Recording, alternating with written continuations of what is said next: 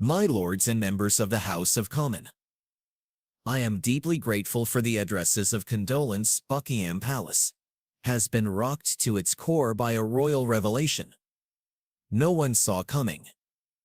Queen Camilla is said to have completely lost her composure after shocking DNA results allegedly confirmed the existence of King Charles's secret love child for decades. Rumors swirled about hidden affairs and hushed whispers in palace corridors. But now the truth may finally be out. So how long has this secret been buried? Who is this mysterious heir? And why is Camilla's reaction so intense?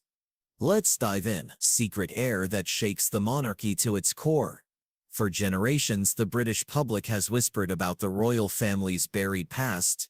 Rumors of secret lovers, backdoor betrayals, and heirs born in silence. Some of these tales fizzled out with time. Others, like smoke from a long-dead fire, continued to curl around the palace gates, refusing to disappear. But none, not a single one, could have prepared the monarchy for the earth-shattering truth delivered in that letter. It wasn't scribbled in desperation or coded in drama. This wasn't a wild claim from a fame-hungry pretender hoping to snag a talk show interview. No, this was precise, professional, a full DNA report from a certified European genetics lab signed off by experts. No loopholes, no ambiguity, just cold clinical facts. And the result, a 99.9% match, not to Prince William, not to Harry, but to King Charles III himself. When that data reached palace hands, Buckingham went into full lockdown mode. Press teams were silenced. Legal departments scrambled and internal memos were erased as if pretending the scandal away would make it disappear. But truth has a way of slipping through even the tightest palace grip. And soon the world was buzzing. It wasn't just the evidence that caused the eruption. It was the timing. King Charles was still finding his footing. As monarch barely steady on the throne he had waited his entire life to inherit. Meanwhile, Queen Camilla was still navigating icy public approval, desperate to cement her place in history. Then came the blow that could undo everything. A secret child born of a relationship long buried before Diana. Before Camilla had clawed her way to royalty, transforming from the scandalous mistress to a crowned queen. But acceptance that was never guaranteed. Her past with Charles had already fractured the monarchy's fairy tale image. And now this new revelation painted a far crueler picture. Not only had Charles once loved someone before her, but he had fathered a child with that woman. A child who might not seek the crown but could demand something just as powerful. A place in the royal narrative.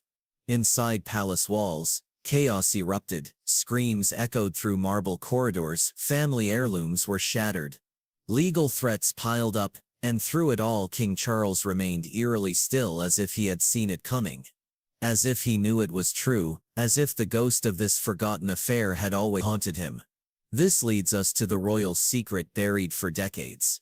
But who exactly was the woman that even Diana never dared mention? The royal secret buried for decades. In the late 1970s, long before Diana would captivate the world and long before Camilla would ascend the throne beside King Charles, there was another woman, one who almost rewrote the royal script. While Camilla had just wed Andrew Parker BS and Diana was still navigating her teenage years, Charles, already 30 and feeling the weight of royal duty, was quietly falling for someone else. Sarah. Their affair, cloaked in secrecy, reported lasted over 2 years. Balmoral served as their escape, offering secluded weekends shielded from the press. Late-night phone calls were routed through loyal staff.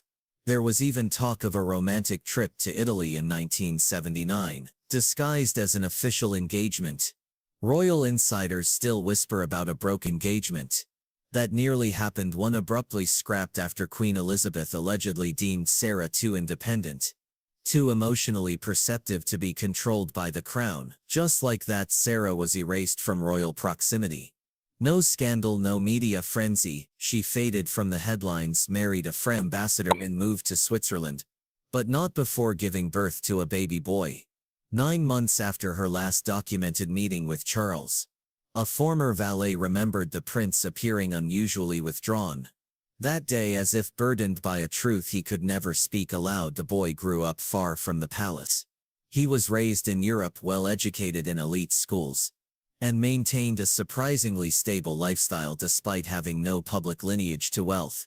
His tuition was reportedly covered by a mysterious British benefactor. For his 18th birthday, a luxury car appeared. The buyer, untraceable, chased the spotlight. Yet during one discreet visit to London, he was seen slipping into a legal firm that often handles royal affairs.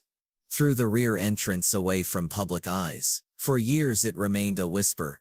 One of those stories too inconvenient for newspapers and too dangerous for royal staff to confirm. Journalists tiptoed around it, fearing lawsuits.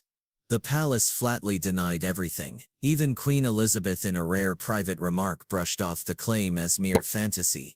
But as calls for royal transparency intensified, fragments of the story started to emerge. A former palace footman recalled delivering a single red rose every week to a woman Charles never quite forgot. A royal archivist was discreetly reassigned. After reportedly stumbling upon hidden letters in a locked cabinet at Clarence House. And then came the anonymous phone call to a European outlet. Charles's deepest secret, the caller said, has his exact face. Still, the official line never changed. No recognition, no apology, no comment. But behind palace walls tensions simmered. Camilla, known for her intense protectiveness, allegedly forbade Charles from ever mentioning Sarah's name. And when a trusted aide once asked the future king if he had fathered a child before Diana, Charles, so the story goes, went ghostly pale. Now, with DNA testing turning whispers into proof, a man stands ready to claim what's been long denied. His story has no royal christening, no polished family portraits, just decades of quiet existence far from scandal, but buried in silence. But if he's truly the king's firstborn, why has Buckingham Palace never dared to say his name out loud? Stay right there, because what comes next will shake the monarchy to its core. The secret son of King Charles, Sebastian. David Keel, a name whispered in exclusive circles, yet barely known to the world. His life has always been a contradiction. He's lived under a spotlight that somehow never touched him, out in the open but always behind a veil, raised in privilege yet never quite claimed. But behind his refined smile and polished manner lies a mystery that's become harder and harder to contain. Could he be the secret unacknowledged son of King Charles III? Born in Geneva in early 1980, exactly 9 months after Lady Sarah Keel's final recorded visit to the UK, Sebastian arrived without fanfare, without a listed father on his birth certificate. His mother, noble blood and fiercely private, refused interviews, shut herself away in a quiet countryside estate outside Lausanne, and vanished from public life. From the beginning, Sebastian's world was different. His education was fully funded by a family trust. No details, just money. He attended an elite Montessori school followed by one of Britain's most prestigious boarding schools. Teachers described him as unusually articulate, intensely inquisitive, and remarkably composed. For someone so young, one instructor even joked, it's like he was trained to stand before cameras but kept out of the frame. Then there was his appearance: sharp jawline, closely set eyes, and a regal posture that reminded many of a young Prince Charles. One headmaster once said, he looks like he walked straight out of Balmoral. Sebastian would only grin when asked about his resemblance, never offering more. By his move to London, not to chase fame or fortune but to quietly study international law at King's College. No social media, no flashy lifestyle, yet every expense, his tuition, his rent, even his bespoke tailoring, was mysteriously covered. Friends found it odd but never questioned it until one of them discovered that the financial trail led back to a discreet trust, a trust linked to a law firm with long-standing ties to the Duchy of Cornwall, King Charles's former estate. And then came the sighting. Sebastian entered Clarence House, never through the front, always discreetly after dark. Announcements, no records. One palace chauffeur recalled being warned by a superior, if she, Camilla, ever finds out he's still speaking to Charles, It'll be worldwide. Sebastian has never spoken to the press, no interviews, no memoirs, but people close to him say he's always known the truth. One childhood friend remembers him at 16 opening a worn envelope and whispering, "Everything I thought I knew about myself is a lie." Now silence gives way to something loud. As the legal team of Sebastian takes action, could the truth finally bring down the royal walls of secrecy? Stay tuned. DNA proof shakes the throne. The legal battle begins. It wasn't a dramatic press conference or a furious public rant that started it. It was something far quieter, something deeply personal.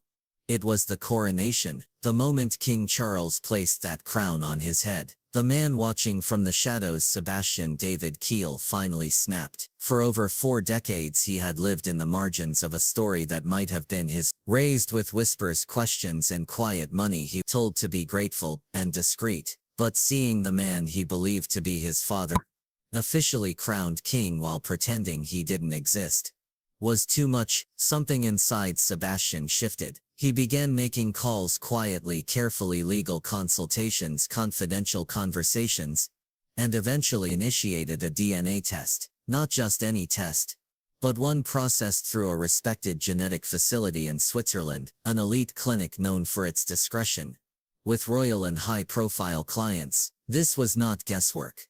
It was science verified by multiple third-party labs cross-checked. He reportedly walked the halls like a man haunted by ghosts. He never buried, leaked the genetic report. Royal DNA bombshell. Secret heir to the throne. Confirmed crown contaminated by hidden bloodline, and just like that, the royal illusion cracked. Camilla got furious after the incident was uncovered. Is her rage hiding something even darker? Stay tuned. Behind closed doors. Camilla's fury over Charles's secret son. Long before the news broke, Camilla had built her life around carefully controlled appearances and a meticulously crafted image. She rose from the shadows of scandal to become queen consort, weathering years of public judgment as the woman who came between Charles and Diana. Yet nothing could have prepared her for the storm that would erupt when the palace's most closely guarded secret was finally exposed through undeniable cold hard science. The DNA test results arrived quietly but instantly shattered the calm facade of Clarence House. It was the moment when centuries of royal secrecy, spin, and carefully crafted stories faced a force they could no longer resist. The king had a son, another son, and not with Camilla. This revelation didn't just threaten the monarchy's public image, struck at the very heart of Camilla's reign, shaking the foundations of everything she had fought so hard to secure. Staff who witnessed the aftermath described an atmosphere thick with tension, suffocating, almost as if the very walls of the palace were closing in. For Camilla, the scandal wasn't just public embarrassment. It was a personal attack that felt like a war waged inside her own home. At first the signs were subtle. A cancelled afternoon meeting with royal charities, a sudden reshuffling of her security detail, a private dinner with Charles moved from a shared room to opposite ends of the grand house, filled instead with cold distance. Then came the explosion. Sources close to the palace revealed that Camilla screamed for nearly 20 minutes upon receiving the DNA report. She retreated to her room where, overcome with fury, she threw crystal glassware against the walls in a violent display of rage. Longtime staff members recalled never hearing such intense anger from her before. One maid reportedly left the suite in tears, stunned by the queen consort's breakdown. It was clear it was about the undeniable proof of a living child, a son with royal blood whose existence challenged Camilla's place by the king's side. For years, Camilla had faced the world as the other woman, enduring scorn and headlines branding her a homewrecker. She survived those storms. She triumphed, marrying Charles and rising to become queen consort. But now, just as her coronation seemed imminent, the past returned, not as whispers or rumors, but as flesh and blood. This man, Sebastian, came armed with DNA proof, media backing, and the power to unravel the carefully spun narrative of Camilla's queenship with a single honest interview. The palace scrambled to contain the fallout. Camilla demanded that legal teams discredit Sebastian's claims belittle him publicly and threaten any media outlets daring to report the story. But Charles himself remained unusually silent. His quietness only deepened her fury, leading to accusations that the ghost of Diana was haunting and ruining them all over again. Her anger was so intense that she reportedly slammed doors hard enough to break door frames. Not because she was dangerous to others, but because she was completely out of control. Insiders say what stung the most was the public's sympathy for Sebastian. He didn't shout demands or chase royal titles. All he sought was acknowledgement. His calm and dignified approach made Camilla's furious outbursts look even worse. In a leaked message to a close friend, Camilla confessed her fears. "They will paint him as the rightful heir. They will make me look like a fraud again after all. After everything I've sacrificed." Court whisper that her emotional unraveling was reminiscent of Diana's most intense moments of despair. An agonizing mix of sadness, anxiety, and desperation. Behind closed doors, the poised queen had become a woman unraveling under pressure. What terrified Camilla most was the possibility of being replaced by a ghost from the past.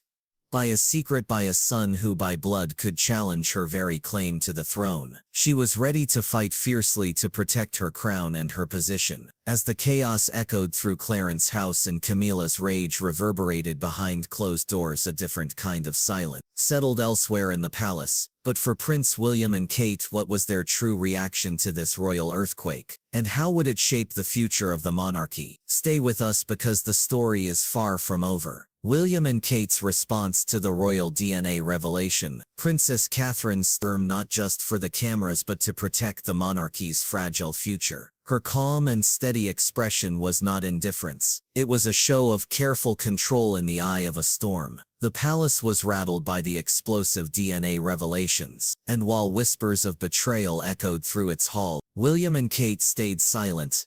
Behind closed doors, they tightened their inner circle, observing the chaos like skilled chess players mapping out their next moves. William was reportedly shaken but not shocked. Rumors of a secret half-brother had floated through royal circles for years, whispered palace staff tutors.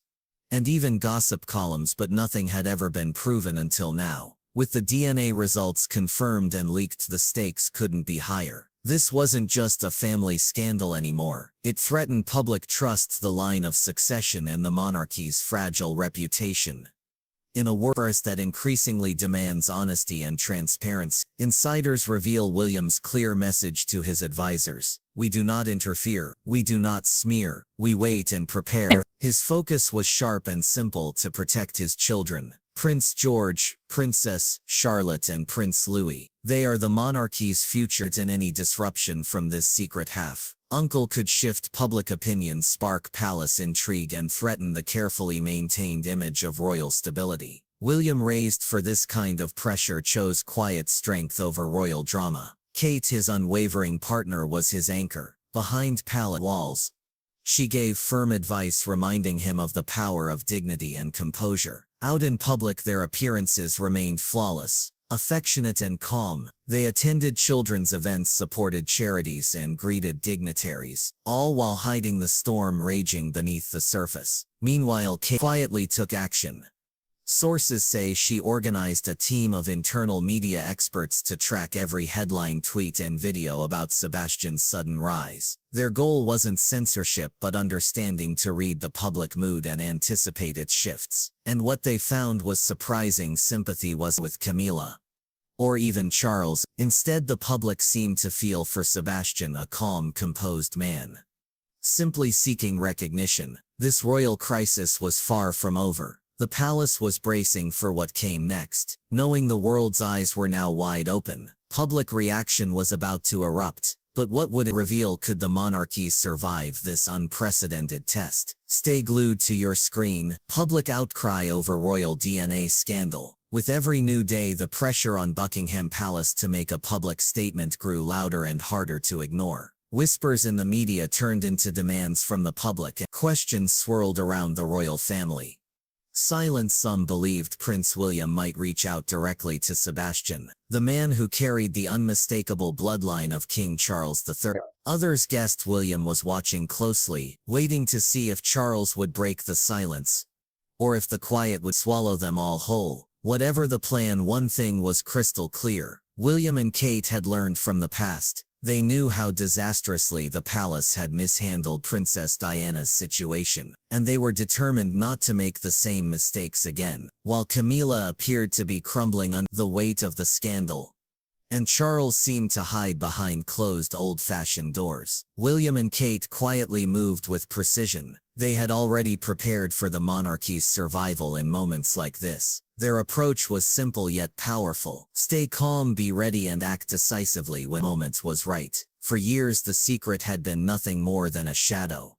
A quiet rumor whispered behind thick velvet curtains, known by those who saw too much, but dared not speak. But now the truth was undeniable. The DNA test left no room for doubts. Sebastian, a man raised away from the public eye, from the royal spotlight, shared the blood of a king. His sharp eyes, the way he carried himself, even his voice echoed Charles in ways that were impossible to ignore. Science had given Sebastian the truth, and the world undeniable proof. Camilla's furious outbursts slammed doors, and terrified warnings about losing her place made headlines, revealing a queen whose grip on power was never as secure as it seemed. But the real story, the real trouble, went much deeper. At the heart of the monarchy lays of secrecy, a legacy built on silence and denial. And in the middle of it all stood Charles, whose quiet response spoke volumes. No one could deny Sebastian's existence any longer. He was real. He was royal, even if he never claimed a crown. Just his presence threatened to strip it from those who held it. Now, for centuries, the monarchy has portrayed itself as untouchable, a symbol of divine and unbroken continuity.